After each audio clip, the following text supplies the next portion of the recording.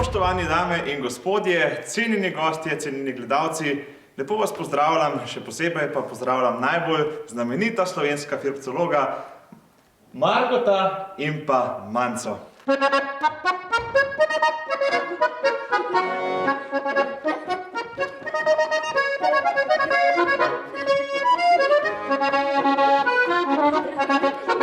Ja, se vidi, da pa to dobro znata. Pozdravljena, prijete naprej. Vidva ste danes moja filmologa.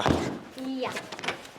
In vidim, da že plešete narodno zabavno muziko. Ja. Katere inštrumente uporabljamo za to zvrst? Harmoniko, Harmoniko, kitara, taro, bas, klarinet, kakšnega, ki se piha pa trobi. trubeta. Pa veste mogoče, iz katere države pa to izvira? Slovenije. Tudi to veste, dobro sta. A sta vidva tudi kaj ljubitelja narodno zabavne glasbe, sta danes mene samo obiskat prišla?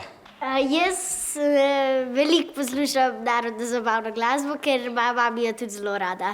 A mogoče veš, kako harmonika deluje? Ja, tlele so tipke, to so pa tele basi. Ja?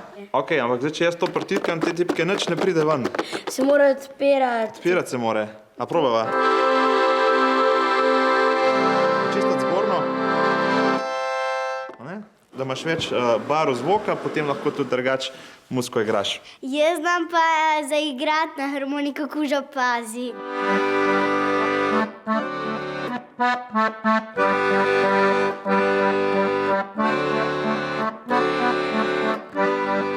A če se imenuje band Saša Avsenika, pa ste vi glavni?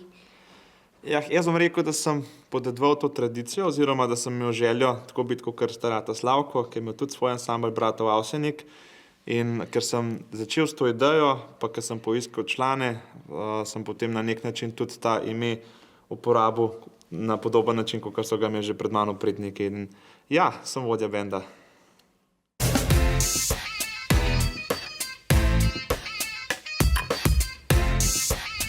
No, dragi Marko, če bi se znajdel ti danes tule pri ansamblu, pa da bi ti rekel, da moraš zbrati eno vlogo.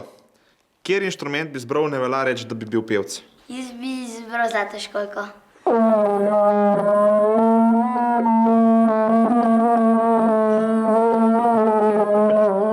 No, rata ti je, da si Manco prestrašil. Kaj pa je tole? Kitara. Koliko imaš strun?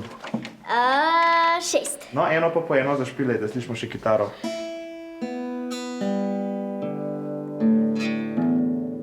No, in zakaj se uporablja kitara v narodno-zabavni muziki? A igra solo ali ritem? Ritem. Ritem, da ti pa Marko lahko poj plešeta, ne? Kdo pa je poj solist? Harmonika. Včasih ja, včasih pa tresem. In to so pa pogruntali v bistvu naš starata Slavko, pa Avseniki so bili prvi, ki so tako tresenje imeli. Melodijo pa potem izvajajo pevci, ki pojejo, oziroma trobenta pa klarinet. Kako se pa igra klarinet? Poglej, v klarinet moraš pa pihati. Najprej ga pravilno primeš, usnico daš čez zobe in pihneš. Kar bolj pihni. No, zaradi tega pa pravimo, da moraš za klarinet vedeti tudi pravilen nastavek, da se kaj sliši, veš.